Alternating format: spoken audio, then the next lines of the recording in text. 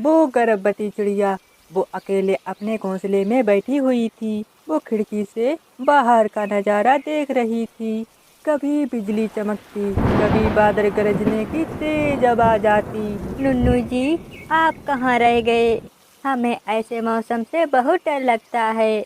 आप जल्दी घर पर आ जाएं। मेरी पत्नी घर पर अकेली है, मुझे जल्दी जल्दी उड़ना होगा। ऐसे नुन्नू चिड़ा तेजी से उड़ रहा था।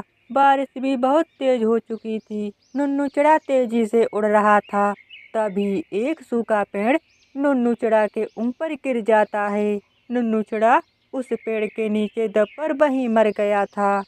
कितनी देर हो गई, नुन्नू जी अभी तक लौट के नहीं आए। मैं जरा बाहर देख के आती हूँ। ऐसा कहते हुए रानू चिड़िया अपने घर से बाहर निकली थी। तभी अचानक उसका घर टूट जाता है। हे ऊपर वाले, अगर मैं घर के अंदर होती तो अब तक दबकर मर ही जाती। अच्छा हुआ जो मैं घर से बाहर आ गई। अब मैं यहीं किसी पेड़ के नीचे बैठ जाती हूँ। नुन्नू जी आते ही होंगे। फिर रानू चिड़िया वहीं एक पेड़ के नीचे बैठी हुई थी। वो अपने पति के आने का इंतजार कर रही थी, मगर उसे कहाँ पता था कि उसका पति एक पेड़ के नीचे दबकर मर चुका है। ऐसे ही काफी देर हो जाती है। चिड़िया को तेजी से पेट दर्द होना शुरू हो गया था। हे ऊपर वाले, ये कैसा कठिन समय है। मेरे पति न जाने ऐसे वक्त में कहाँ चले गए हैं। अगर वो यहाँ होते तो मेरे लिए घोंसला बना देते, मैं उसमें आराम से रह पाती। कुछ देर बाद बारिश भी रुक जाती है। फिर चिड़िया जल्दी से अपने लिए पत्तों का एक घोंसला बनाती है और उसी में एक अंडा दे देती है। रानो चिड़िया, आप अपने अंडे के साथ खुले में क्यों बैठी हो? और आपके पति नुन्नू जी कहाँ हैं? कालू भैया, नुन्नू जी बारिश के पहले गए हुए थे। वो अभी तक वापस लौट के नहीं आए हैं। आप मेरी मदद करो, मैं घोंसले से बाहर नहीं आ सकती हूँ। ठीक है चिड़िया, आप चिंता ना करो। आप अपना और अपने अंडे का ख्याल रखना। मैं जा रहा हूँ। फिर कालू कौवा नुन्नू चिड़ा को ढूंढने जाता है। वो नुन्नू चिड़ा को मरा हुआ देखकर दुखी होकर सोचने लगता है। अभी अभी चिड़िया ने अपने अंडे को जन्म दिया है। अगर मैं नुन्नू जी के बारे में चिड़िया को बताऊंगा तो उस पर क्या बीतेगी। वो तो जीते ही जी मर जाएगी। जब तक अंडे से बच्चा नहीं निकलता है तब तक मैं उसे सच नहीं बताऊंगा। हाँ, यही ठीक रहेगा। ऐसे सोचकर कालू कौवा वापस आता है। कालू भैया, नुन्नू जी कहाँ हैं? आपने उन्हें ढूंढा है? हाँ चिड़िया, मैंने उसे पूरे जंगल में ढूंढा, मगर वो कहीं नहीं मिला। हमें लगता है वो बारिश की वजह से किसी के घर में बैठा हुआ है। आप चिंता ना करो, वो आ जाएंगे। अच्छा चिड़िया, तुम्हारा घर भी टूट गया है। तुम अपने अंडे के साथ कहाँ रहोगी? पता नहीं कालू भैया, मैं कहाँ रहूंगी। मेरे समझ में कुछ नहीं आ रहा है। चिड़िया, तुम ऐसा करो, जब तक नुन्नू जी घर पर नहीं आ जाते हैं तुम मेरे घर पर रहो। फिर कालू कौवा चिड़िया और उसके अंडे को अपने साथ घर ले जाता है। कालू की पत्नी गोरी को भी घर के बाहर बैठी हुई थी। कालू जी, ये चिड़िया यहाँ क्यों आई है? अरे गोरी, पहले घर के अंदर तो जाने दो, मैं आपको सब बता दूंगा। चलो चिड़िया, अपना अंडा घोंसले में रख दो। फिर चिड़िया कालू के घोंसले में अपना अंडा रख देती है। कालू कौवा चिड़िया को खाने को दाना देता है।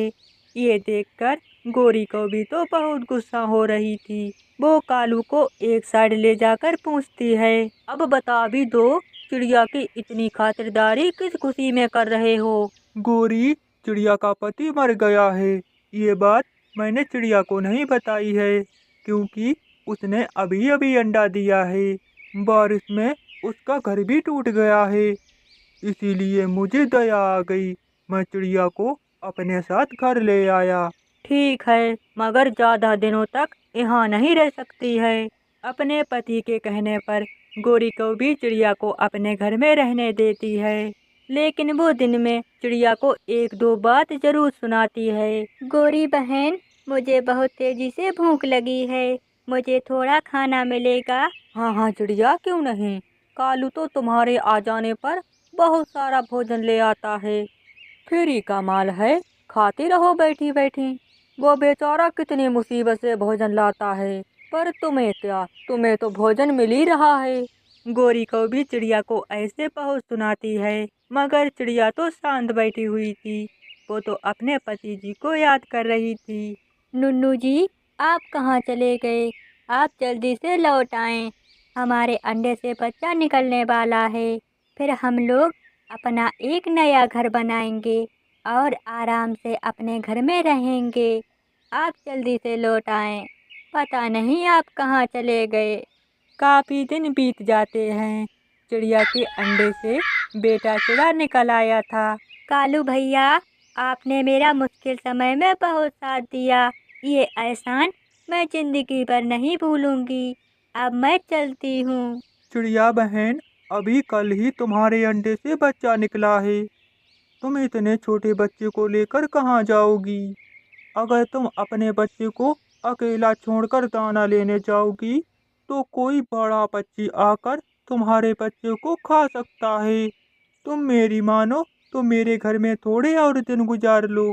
चिड़िया, तुम यहाँ और कुछ दिन रह लो, मैं तुम्हारे बेटे का ख्याल रखूंगी। तुम कालू के साथ दाना ले आना। ठीक है गोरी बहन, मैं ऐसा ही करूँगी। फिर मम्मा चिड़िया कालू कौवे के साथ भोजन लेने चली जाती है। गोरी कौवी तो अपने घर में बैठी बैठी बहुत खुशी हो रही थी। बहुत खा लिया इस चिड़िया ने बैठे बैठे, अब बरसात के लिए इससे भोजन इकट्ठा करवाऊंगी। कालू भैया, इस दिशा में चलो, इस दिशा में भोजन जल्द ही मिल जाता है। नहीं चिड़िया, आप उत्तर की दिशा में चलें। नहीं कालू भैया, मैं और नुन्नू जी इसी दिशा में से भोजन ले जाते थे। इस दिशा में भोजन आसानी से मिल जाता है। आप मेरे साथ चलें। रानू चिड़िया कालू कौवे को उस दिशा में ले जाती है। कालू कौवे के तो पसीने छूट रहे थे, क्योंकि रानू चिड़िया का पति वहाँ पर मरा हुआ पड़ा था। रानू चिड़िया अपने पति के पास पहुँच जाती है। वो अपने पति को मरा हुआ देखकर हैरान हो जाती है। चिड़िया, नुन्नू जी मर चुके हैं। मैंने आपको उस दिन बताया नहीं था। उस दिन आप बहुत परेशान थी, मुझे माफ करना। रानू चिड़िया तो तेजी तेजी से रो रही थी। कालू कौवा जैसे तैसे करके उसे घर ले जाता है, लेकिन घर पहुंचकर कालू कौवे की तबीयत खराब हो जाती है। गोरी, तुम्हारे पति के दिल में छेद है, अगर उसका ऑपरेशन नहीं हुआ तो वो मर भी सकता है। क्या कहा? मेरे कालू के दिल में छेद? मेरे कालू को कुछ होना नहीं चाहिए। नहीं नहीं गोरी बहन, आप परेशान ना हो। मैं कालू भैया का ऑपरेशन करवाऊंगी। मैं कालू भैया का ऑपरेशन जरूर करवाऊंगी। ठीक है चिड़िया, 2 बोरी दाना जमा कर देना। ऐसे वो कालू कौवे को घर ले आती हैं। 2 बोरी? 2 बोरी दाना कहाँ से आएगा? हाय मेरा कालू, मेरे कालू का ऑपरेशन कैसे होगा? गोरी बहन, आप चिंता ना करो, मैं हूँ ना, मैं करूँगी 2 बोरी दाने का इंतजाम। आप चिंता ना करो। फिर रानू चिड़िया दाना इकट्ठा करने में लग जाती, मगर वो इतना सारा दाना अकेले इकट्ठा नहीं कर पाती। अभी तो इतना ही दाना इकट्ठा हुआ, मैं 2 बोरी दाना कैसे इकट्ठा करूँगी? मुझे और कुछ उपाय सोचना होगा। चिड़िया ने सुबह से कुछ नहीं खाया था। चिड़िया को बहुत तेजी से भूख लगी थी। चिड़िया के सामने हरी हरी घास खड़ी हुई थी। चिड़िया दाना बचाने के लिए वो हरी हरी घास ही खाने लगती है।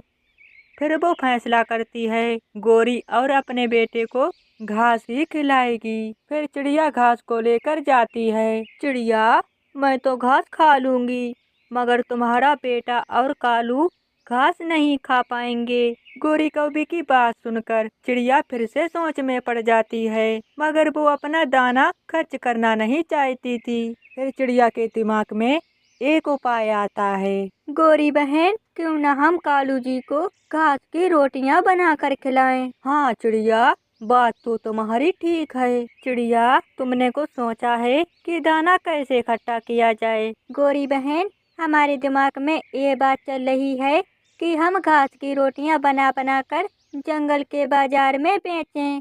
फिर हमें जो भी पैसा मिलेगा उस पैसे से हम दाना खरीद लेंगे। ऐसे दाना जल्द ही इकट्ठा हो जाएगा। हाँ चिड़िया, बात तो तुम्हारी ठीक है, तुम ऐसा ही करो। फिर दूसरे दिन चिड़िया जंगल के बाजार में घास की रोटियों का ठेला लगा लेती है। रोटियां ले लो, घास की रोटियां ले लो, रोटियां ले लो, घास की रोटियां ले लो।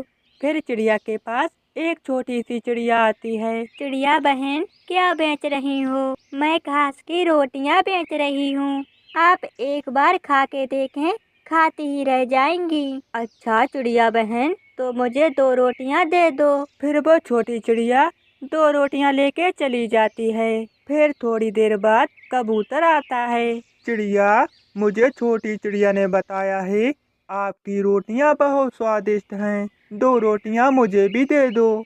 ऐसे ही चिड़िया की थोड़ी देर में सारी रोटियां बिक जाती हैं। चिड़िया कालू के ऑपरेशन के लिए 2 बोरी दाना चुटकियों में इकट्ठा कर लेती है और कालू का ऑपरेशन करवा लेती है। फिर चिड़िया घास की रोटियां बनाती और जंगल के बाजार में बेचने लगती। ऐसे ही चिड़िया अपने घर में अपने बेटे के साथ आराम से रहने लगती है। मेरे प्यारे दोस्तों, इस कहानी को लाइक और अपने दोस्तों के पास शेयर और चैनल को सब्सक्राइब करना बिल्कुल मत भूलना। धन्यवाद मेरे प्यारे दोस्तों।